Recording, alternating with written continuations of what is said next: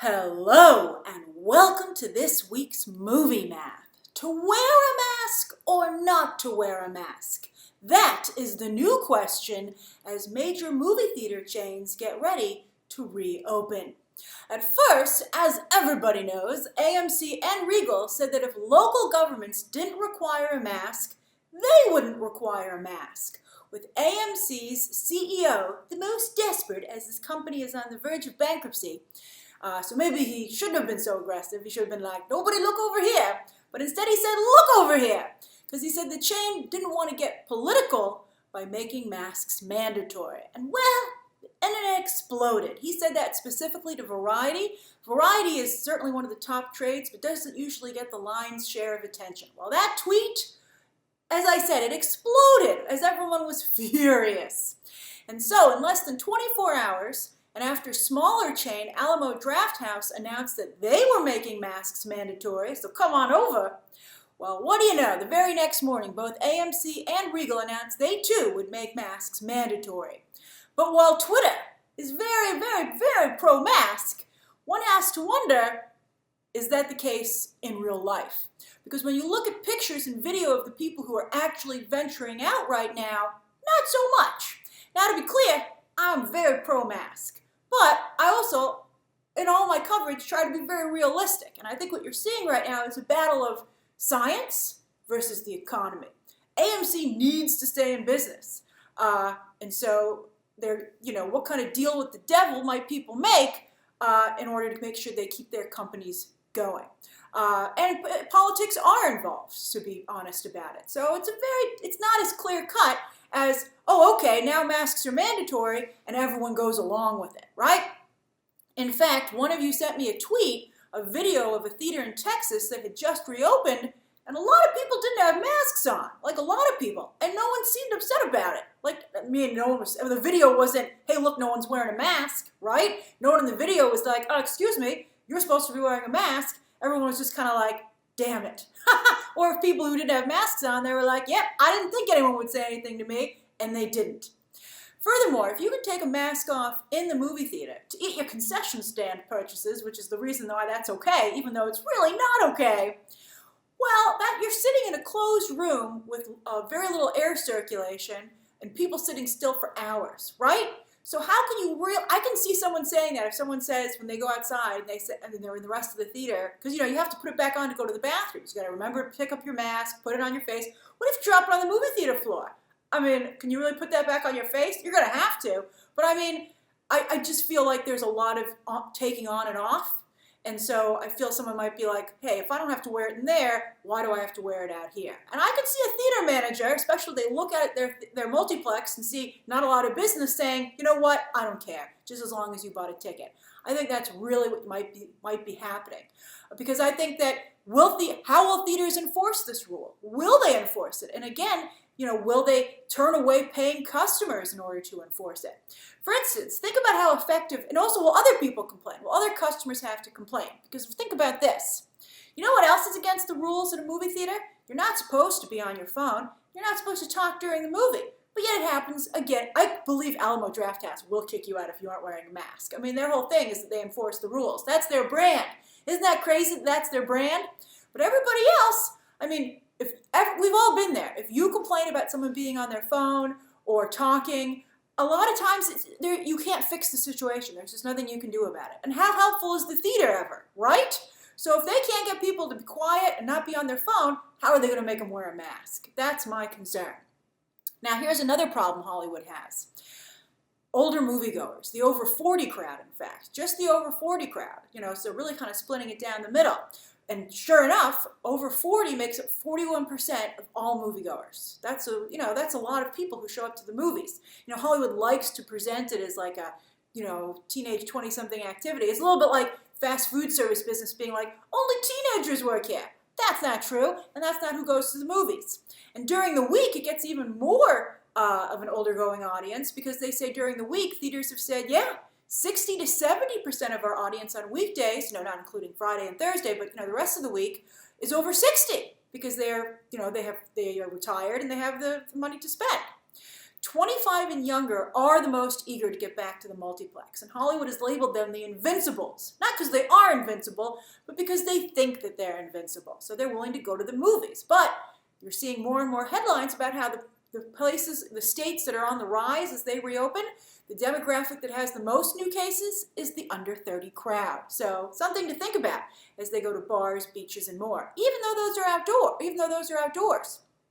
Remember, it takes 2 weeks for coronavirus symptoms to show up. So whenever there's big gatherings, you're not going to know if anyone got sick from it for 2 weeks. And I guess that will be the same for when movie theaters reopen. Meanwhile, older moviegoers are not only more concerned about their health and have more to lose, right? They've built full lives, but also they don't need to see these big movies right away. They're not like, I have to know what the twist of Tenet is and I don't want anyone to tell me. I want to see it for myself. They're like, I'll survive. And literally. So in the coming months, as theaters do reopen, look for these things, these elements to affect the decisions on which movies go to the multiplex and which go to digital, right? Who does the movie appeal to? The masked crowd or the non-masked crowd? Older or younger moviegoers? I think you'll see that in the programming. And I also think what you'll see reflected is how many people actually show up. We're now just 3 weeks away from movie theaters reopening with Unhinged, which is a perfect example. Although I think it probably skews a little bit older, that movie, but it's definitely a no-mask crowd film. So it's a great film to kick things off from a business perspective. Russell Crowe's like, I can't believe this is what might give him back some career. But anyway, we'll find out how many people actually go to the movies. We'll actually find out what the box office is and how many people are just all talk on social media. So what have people been streaming at home this week, right? Don't worry, when you see what's coming out this coming week, there's a lot of stuff finally coming back. All right, but this week, over on iTunes, Universal continues to do very well with its aggressive digital distribution strategy. Once again, having 3 movies in the top 5, not just the top 10, the top 5. 2 of those direct to premium video on demand releases. And as we discussed on one of the live streams last week, Universal hasn't released the numbers for The King of Staten Island, but they must be happy with it because they just signed Pete Davidson for another movie, this time co-starring his the SNL anchor that he often appears with, Colin Jost. It's actually Colin Jost's idea. So Colin Jost very cleverly capitalized off of Pete Davidson's success with The King of Staten Island. So very smart, Jost, very smart. And iTunes continues to offer some very sweet deals, including 99-cent rentals for Charlie's Angels and Ip Man 4. Whatever it takes to get you to watch those movies, I'm in favor of. Charlie's Angels is a fun, guilty pleasure, but Ip Man 4 is genuinely a fantastic film. I love both. I mean, I enjoyed Charlie's Angels, but I really love Ip Man 4. You should watch both of them, especially for 99 cents, which is apparently what everybody's reaction is. Glory is also the latest movie to be offered for free on iTunes to shine a light on Black stories and entertainment. And it's the first one we've seen pop into the top 10. Totally deserving. A fabulous, fabulous film. Denzel Washington's first Oscar. I cry every time I've watched it. I think I've watched it like 3 times now. Over on Disney Plus, Artemis Fowl managed to stay in the top 5 in its second week. That's pretty darn good.